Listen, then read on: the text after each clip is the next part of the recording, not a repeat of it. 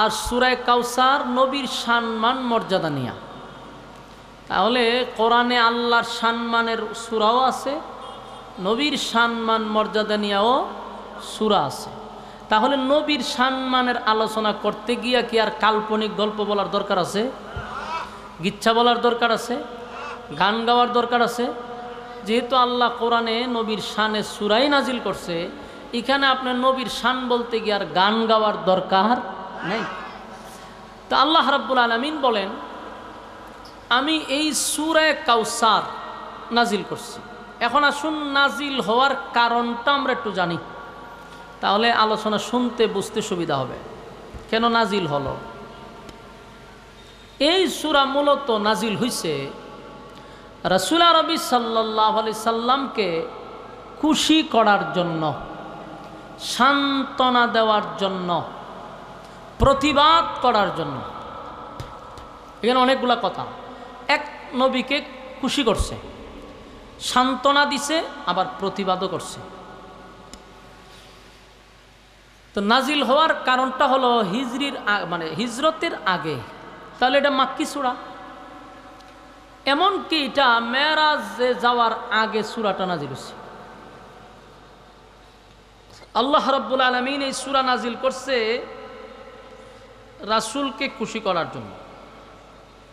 রাসূল সবচেয়ে বেশি ব্যথায় ব্যতীত যখন ছিল, তখন আল্লাহ এই সূরাটা নাজিল করে রাসূলের মুখে হাসি ফোটাইছে। এখন আসুন, ব্যথায় ব্যতীত সবচেয়ে বেশি কখন ছিল? রাসূল আরবি সাল্লাল্লাহু আলাইহি সাল্লাম সর্বপ্রথম হেরা পর্বত থেকে যখন কোরআন নাজিল হয়ে গেল, তখন আল্লাহর রাসূল শুধু মুহাম্মদ হিসাবে মানুষ আগে ডাকতো, আব্দুল্লাহর পুত্র মুহাম্মদ। কিন্তু যেদিন হেরা পর্বত থেকে রাসূল কোরআন নিয়ে নামলেন, তখন থেকে শুধু মুহাম্মদ না, এখন হলো মুহাম্মাদুর রাসূলুল্লাহ সাল্লাল্লাহু আলাইহি ওয়াসাল্লাম। তা আল্লাহর রাসূল আম্মাজান খাদিজাকে বলল যে আপনি, আম্মাজান খাদিজাকে বলল যে আমি ইতিপূর্বে এমন বিশাল আকৃতির কোনো মানুষ আমি দেখি নাই। এই ফুয়া, দুইটা শর্ট কোনা দেন, গাল ফাতারে রে, এ বইয়ে বেনে গেমস খেলে, কত বড় বেয়াদ্দব ওয়াজ মাহফিল এ পর্যন্ত গেমস খেলে। এগুলো তো নেশায় আসক্ত। নেশায় কি পরিমাণ চিন্তা করছেন? গেমস গল খেলতে কেন বইয়ে গেমস খেলে, ওয়াজন তো হয়েছে, আবার কথা আবার আসে ব্যাটটা। তো রাসূল আরবি সাল্লাল্লাহু আলাইহি সাল্লাম, রাসূল সাল্লাল্লাহু আম্মাজানকে বলেন, আমি এর আগে এত বড় আকৃতির মানুষ জিন্দেগিতে দেখিনি, আমি যা দেখছি তা ঠিক থাকার মতো না। রাসূলের শরীরে কম্পন সৃষ্টি হয়েছে, শরীরে তাপ উঠে গেছে। আম্মাজান খাদিজা রাসূলকে কম্বল দিয়া জড়ায় ধরছেন, কিন্তু এরপরও রাসূল কাঁপতি আছে। তো কম্বল দিয়া যখন জড়ায়া ধরে রাখছে, এইভাবে অনেক দিন গেছে, রাসূল অসুস্থ হয়ে গেছে। কারণ একদিকে হলো কোরআনের লোড, অন্যদিকে হলো জিব্রাইলের পূর্ণ আকৃতি। জিব্রাইলটা তো রাসূলের কাছে 24,000 বার আসছে। আসেনি সুবহানাল্লাহ? নেই থাকলে কইবেন। 24,000 বারের মধ্যে রাসূল জিব্রাইলকে 2 বার পূর্ণ সূরতে দেখছে। জিব্রাইল যে কত বড় তা আপনার আশ্চর্য হবেন। রাসূল বলেন, আমি যখন দেখছি জিব্রাইলের, তখন আমি বুঝতেছি যে তার পাগুলি 7 তবক জমিনের নিচে এবং তার মাথা 7 আসমানের উপরে, আর বডি দিয়া পুরা পৃথিবী ঘেরাও। মানে বুঝে নিরম, আমরা দেখলে আমরা ঠিক থাকবো না, জাগাতি শেষ। আজরাইল আর আশা লাগতো না, ওই আজরাইল দূরের থেকে রিমোট দিয়া কন্ট্রোল করবো। এমন পরিস্থিতিতে আমরা হইলে জাগাতি শেষ হওয়ার কথা। আল্লাহর রাসূলের সামনে জিব্রাইল আসছে পূর্ণ সূরত নেয়া। তো এরকম দেখার পরে রাসূলের শরীর জ্বর উঠছে। কিছুদিন পর্যন্ত রাসূল অসুস্থ, জ্বরে আক্রান্ত হইয়া রাসূল কম্বল দিয়া শুয়ে রয়েছে। পরে আরেকটা সূরা নাজিল হয়েছে, সূরা মুজাম্মিল। আল্লাহ এই সূরা নাজিল কইরা রাসূলের নাম না বলে উফাদি বইলা ডাক দিছে। যেমন কেউ যদি বাদাম বেচে, তার নাম বাদামওয়ালা না, কিন্তু মানুষ তারা ডাকে কি বাদামওয়ালা ডাকে। কেন? এটা তার উপাধি, এটা লইয়া ঘুরে, এই জন্য এটারে মানুষ ডাকে হে বাদামওয়ালা এদিকে আসো। রাসূল যখন কম্বল দিয়া জড়ায়া ঘুমাই দিছে, আল্লাহ ডাক দেয়, ইয়া আইয়ুহাল মুযাম্মিল কুমিল লাইলা ইল্লা কালিলা।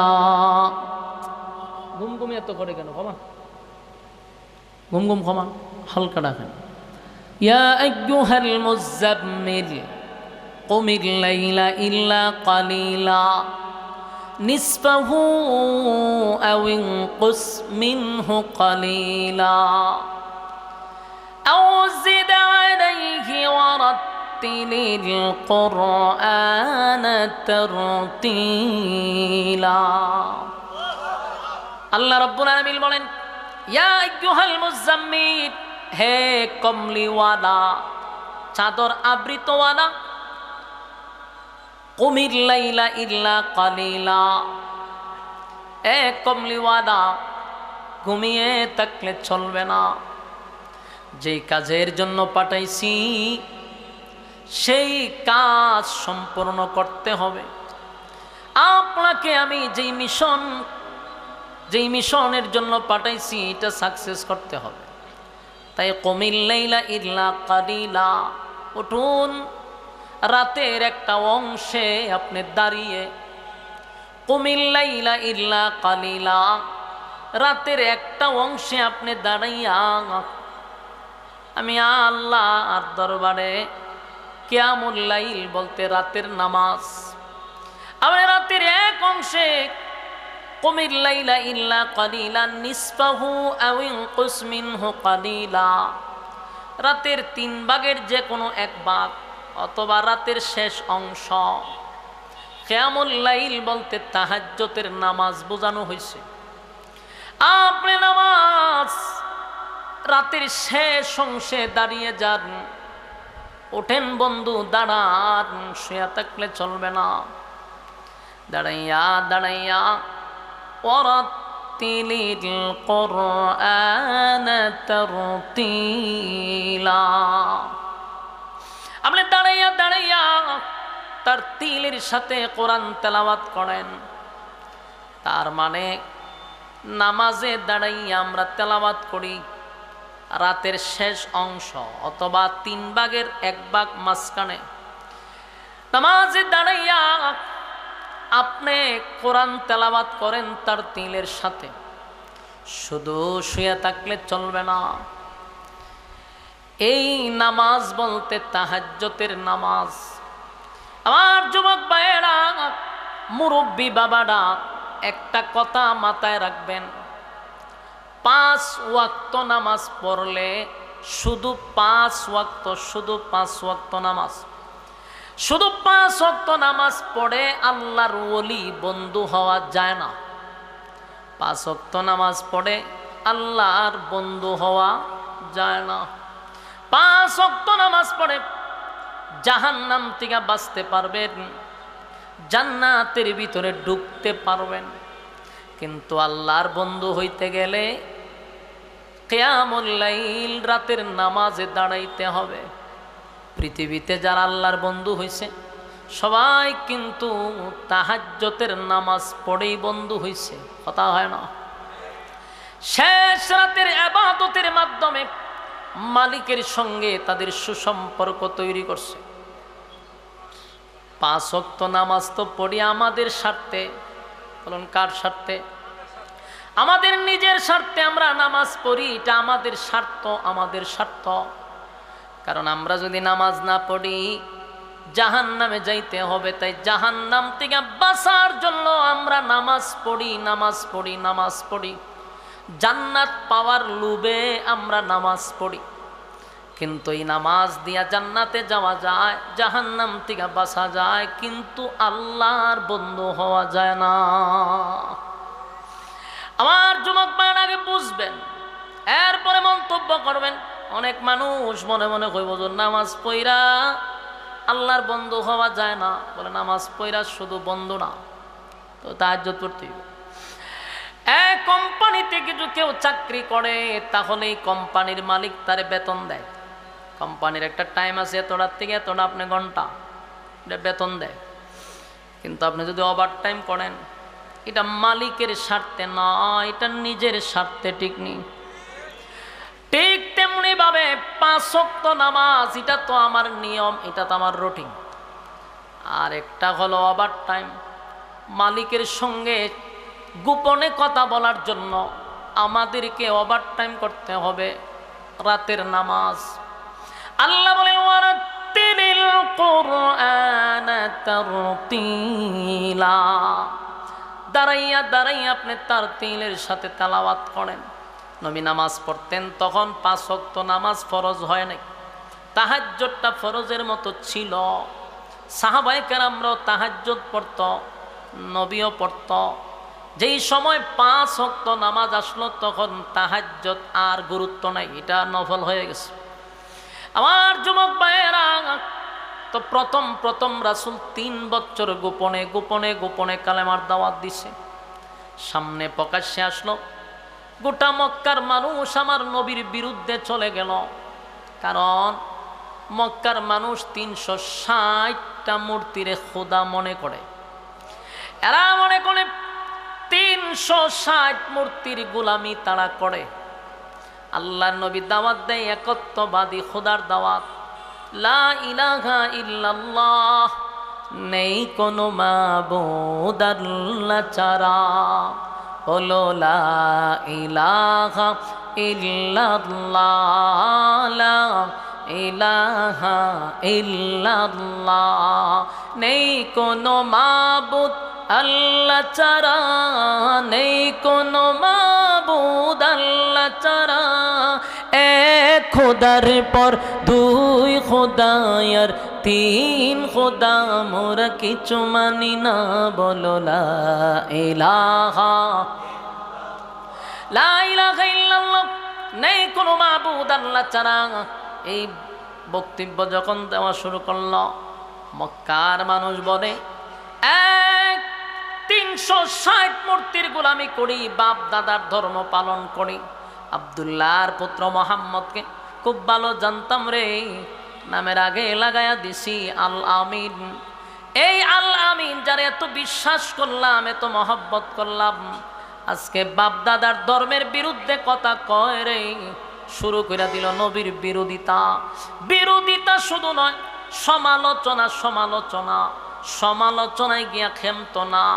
নবীর কাছে যারা কালেমা পড়ে তাদের উপরে নির্যাতন শুরু হয়ে গেছে। এত নির্যাতন, এত নির্যাতন। আবু লাহাব নবীর খুব কাছের ছিল, নবীর আপন চাচা, নবীর আপন চাচা, কথা বুঝেননি আমার? আপন চাচা আবু লাহাব আমার নবীর নিয়ে গর্ব করত। প্রায় সম মানুষকে বলতো মোহাম্মদ আমার বাতিজা, আমার বাতিজা, আমার ভাইয়ের ছেলে, আমার ভাইয়ের বংশ। খুব গর্ব করত নবীর নিয়া। শুধু চাচা নয়, শুধু চাচা নয়, আবু লাহাবের 2 ছেলের সঙ্গে আমার নবীর 2 মেয়ের বিবাহ করাইছে। কথা বুঝতেছেন? তাহলে একদিকে চাচা আর একদিকে কি বিয়াই। এত সম্পর্ক। আবু লাহাবের 2টা ছেলেরে নবীর 2 মেয়ের সঙ্গে বিবাহ করাইছে। নবীর সঙ্গে এত সম্পর্ক, যেদিন পয়গম্বর একত্ববাদী খোদার দাওয়াত দিল আর মক্কা মানুষকে বলল আজকের থেকে আমি মোহাম্মদ নয় রে, শুধু মোহাম্মদ নয়, আমি মুহাম্মাদুর রাসূলুল্লাহ সাল্লাল্লাহু আলাইহি ওয়াসাল্লাম। আবু লাহাবের মতো ব্যক্তি পাথর লইয়া নবীরে মারতে যায় রে, পাথর লইয়া নবীরে মারতে যায় আর কয় মুহাম্মদ তুমি ধ্বংস হও। নাউজুবিল্লাহ। আল্লাহ দাঁত ভাঙ্গা জবাব দিয়া সূরা লাহাব নাজিল কইরা কয় তাব্বাত ইয়াদা আবি লাহাবি ওয়া তাব্বা। এই আবু লাহাব, বন্ধু ধ্বংস হবে না, তুই আবু লাহাবের দোনো হাত ধ্বংস হবে। কথা হয় না? সায়াসলা নারান যাতা লাহাব। আল্লাহ হয় আবু লাহাবের মাল আওলাদ কোনোটাই কাজে আসবে না। এই সূরা লাহাবের আয়াত হলো 5টা। 3 আয়াত নাজিল হইছে আবু লাহাবের বিরুদ্ধে, 2 আয়াত হইল আবু লাহাবের বউয়ের বিরুদ্ধে। আমার যুবক ভাইরা, আবু লাহাবের বউয়ের কথা বলছে, হাম্মালাতাল হাতাব ফি জিদিহা হাবলুম মিন মাসাদ। আবু লাহাবের বউয়ের কথা বলা হয়েছে। আবু লাহাবের বউ উম্মে জামিল তারে জাহান্নামের শিকাময় আগুন দিয়া জ্বালাবে, পোড়াবে, জাহান্নামের আগুনের রশি দিয়া বেঁধে বেঁধে জাহান্নামে নিক্ষেপ করবে। আমার যুবক ভাইরা, রব্বে কারীম প্রতিবাদ করছে, কিন্তু তাদের এই আন্দোলন থামে না। একটা পর্যায়ে নবী দাওয়াত দিতে শুরু করলো, বাধা আর বাধা, সমালোচনা, বাধা আর সমালোচনা। নবীর সবচেয়ে বেশি সাপোর্ট যিনি করতেন উনি হলেন আম্মা জান খাদিজা। যদিও নবীর স্ত্রী, কিন্তু নবীর একজন গার্জেনের মতো ছিল। আরেকজন হলো আবু তালেব, নবীর আপন চাচা। সন্তানের মতো লালন পালন করছে গো, সন্তানের মতো লালন পালন করছে। এই আবু তালেব আর আম্মা জান খাদিজা দুজন যখন দাঁড়ায়া থাকতো, মক্কার কোনো মানুষ খাদিজার সামনে সাহস করে কথা বলতো না, কারণ সম্ভ্রান্ত পরিবারের এবং শিক্ষিত, আবার টাকাওয়ালা মহিলা, এই জন্য আম্মা জানের সামনে কেউ কথা বলতো না। অন্যদিকে আবু তালেব মক্কার ওই কুরাইশ বংশের একজন সম্ভ্রান্ত সর্দার, যার আঙ্গুলের ইশারায় চলে, তার সামনে দাঁড়াইয়া কথা বলার সাহস কারো নাই। যতদিন দুইজন ছিল ততদিন আমার নবীর শরীরে টাচ করার সাহস কেউ পায় নাই। সমালোচনা করছে, বিরোধিতা করছে, কিন্তু টাচ করতে পারে নাই। দুঃখের বিষয় হলো একটা সময় আম্মা জান খাদিজা দুনিয়ার থেকে বিদায় হয়ে গেছে। আবু তালেব বিদায় হয়ে গেছে গো। যেই দুইটা লোক সব সময় নবীরে সাপোর্ট দিত, যাদের ভয়ে নবীর শরীরে কেউ টাচ করত না, সবচেয়ে কাছের আম্মা জান খাদিজা সুখের কথা দুঃখের কথা সব নিজের স্ত্রীর কাছে বলতো। খাদিজা কয়েকটা গুণে গুণান্বিত ছিল, তাই আম্মা জান খাদিজাকে আমার আল্লাহ দুনিয়ায় থাকতে সালাম দিছে। একটা জবান বন্ধ রাখবেন না, বলেন আল্লাহু আকবার। আম্মা জান খাদিজাকে সালাম দিছে, মালিক নিজে সালাম দিছে গো। পৃথিবীর 4 জন মহিলা, শ্রেষ্ঠ 4 জন মহিলা, এর মধ্যে আম্মা জান খাদিজা একজন, আসিয়া একজন, মরিয়ম একজন, ফাতেমা একজন, 4 জন মহিলা। এর মধ্যে আম্মা জান খাদিজাকে আল্লাহ দুনিয়ায় সালাম দিছে। নবী সুখের কথা দুঃখের কথা সব বিষয় আম্মা জানের সঙ্গে শেয়ার করত। সেই খাদিজা দুনিয়ার থেকে বিদায় হয়ে গেছে রে। সবচেয়ে বেশি আপন ছিল রাসূলের চাচা আবু তালেব। বাবা দুনিয়াতে এসে পায় না, বাবার আদর নবী পায় নাই গো। মার আদর বেশি দিন পায় নাই, দাদার আদর বেশি দিন পায় নাই, কিন্তু আবু তালেব আমার নবীরে সন্তানের মতো লালন পালন করছে, সন্তানের মতো লালন পালন কইরা বড় করছে। সেই আবু তালেব দুনিয়ার থেকে বিদায় হয়ে গেল। কথাগুলি মনোযোগ দিয়া শুনেন আর হাতে গণেন। 1 নাম্বার ব্যথায় ব্যতীত আম্মা জান খাদিজা দুনিয়ার থেকে বিদায় হয়ে গেছে। আমার যুবক ভাইরা, আঙ্গুলের মাথায় গণেন, প্রথম আঘাত আম্মা জান চলে গেছে। এটা মনের মধ্যে একটা আঘাত লাগছেনি, কথা হয় না। স্ত্রী চলে গেছে, ব্যথায় নবী ব্যতীত। 2 নাম্বার কলিজার টুকরা চাচাটাও দুনিয়ার থেকে বিদায় হয়ে গেছে। এই 2 আঘাত মনে রাখবেন।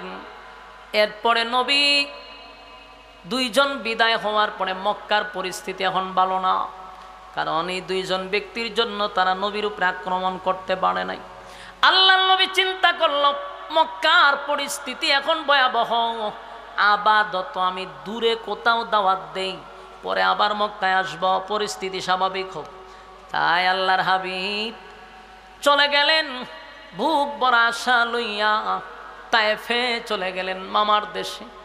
সেখানে কালেমার দাওয়াত দিবে রে, কিন্তু কালেমার দাওয়াত দিতে গিয়া পাথরের আঘাতে আঘাতে আঘাতে আঘাতে রক্তাক্ত হইয়া নবী বেহুশ হয়ে গেছে। এত মায়ের মারছে, প্রতিটা আঘাতে নবীর চামড়া ফেটে রক্ত বাহির হইছে। আপনি একবার চিন্তা করেন, কত জোরে ঢিল মারলে চামড়া ফেটে রক্ত বাহির হয়। আমার নবীর বৃষ্টির মতো পাথর মারছে, এত আঘাতের পর নবী বেহুশ, আবার হুশ আবার বেহুশ। আল্লাহ কিন্তু বারবার নবীরে বলছে, ফেরেশতা পাঠাইছে, পাহাড়ের ফেরেশতা, গজবের ফেরেশতা জিব্রাইল সহ। নবী একবার অনুমতি দেন, তায়েবটারে ধ্বংস করে দেই। নবী অভিশাপ দেয় না, উল্টা তায়েববাসীর জন্য দোয়া করছে। রক্তাক্ত শরীর নিয়ে আবার মক্কায় ফিরে আসছে। কথাগুলি ইয়াদ রাখবেন। আঘাত কয়টা পাইল? 3টা। মাথায় রাখেন না কেন? সামনের আলোচনা বুঝবেন না। 1 নাম্বার, আম্মা জান খাদিজা দুনিয়ার থেকে বিদায় হয়ে গেল, নবী একটা আঘাত পাইছে। চাচা দুনিয়ার থেকে বিদায় হয়ে গেল, আরেকটা আঘাত। তায়েফের ময়দানে রক্তে রঞ্জিত হইয়া আঘাতের পর আঘাত পাইয়া আবার মক্কায় আসছে। 3টা আঘাত। এরপরে মক্কায় আসলো। মক্কায় আসার কিছুদিন যেতে না যেতেই নবীর 4টা ছেলে সন্তান ছিল রে। কয়জন? 4 জন ছেলে সন্তান ছিল। এই 4 জন ছেলে সন্তান একের পর এক বালেগ হওয়ার আগে আগে আল্লাহ দুনিয়ার থেকে বিদায় করে দিছে।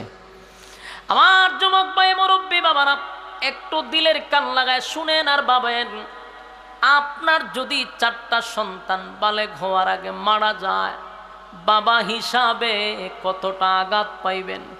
কথা হয় না? বাবা হিসাবে কতটা আঘাত। সন্তানের লাশ বাবা কিন্তু কাঁধে নিতে পারে না। বাবার লাশ সন্তান কাঁধে নিতে পারে, কবরেও নামাইতে পারে, কিন্তু সন্তানের লাশ বাবায় বহন করতে পারে না রে। এটা বড় ভারী ভারী।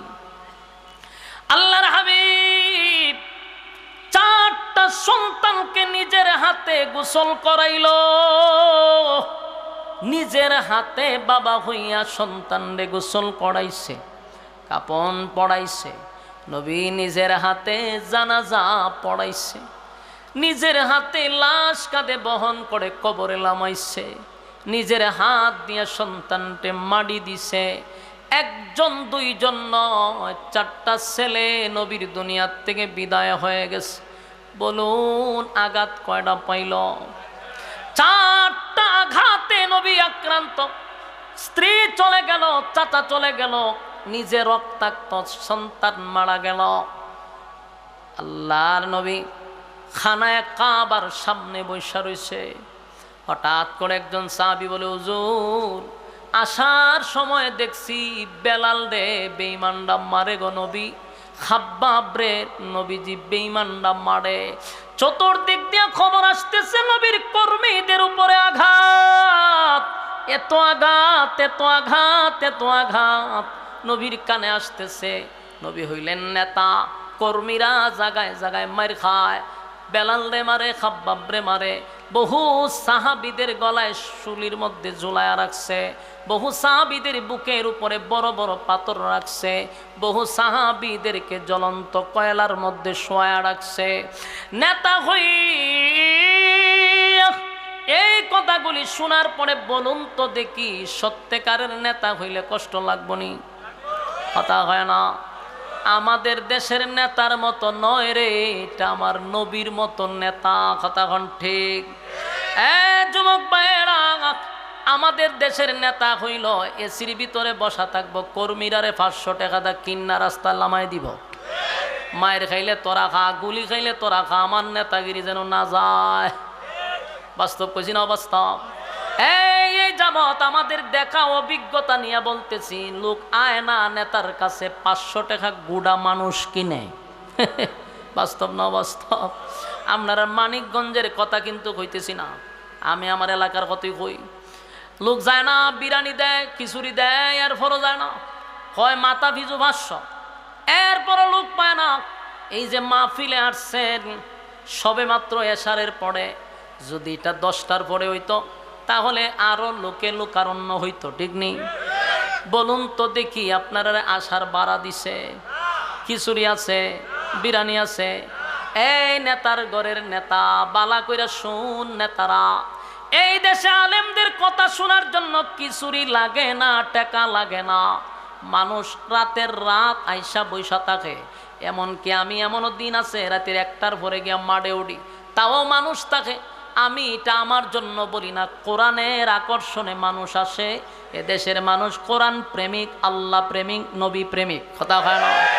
তাই কোন নেতা যদি আলেমদেরকে মাইনাস করে রাজনীতি করতে চায়, নেতা তুই ভালো করে শুন, তোর হিরোর থেকে তোরে জিরো বানাইতে সময় লাগবে না।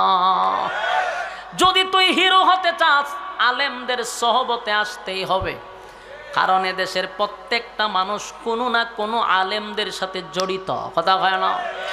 প্রতিটা মহল্লায় মহল্লায়, গ্রামে গঞ্জে যতটা মসজিদ আছে, প্রত্যেকটা মহল্লার মানুষ কোনো না কোনোভাবে ইমামের সাথে জড়িত। তার মানে সারা বাংলাদেশের মানুষ কোনো না কোনোভাবে আলেমদের সাথে জড়িত। তাই দেশে আলেমদেরকে মাইনাস করবা, তোমার কপাল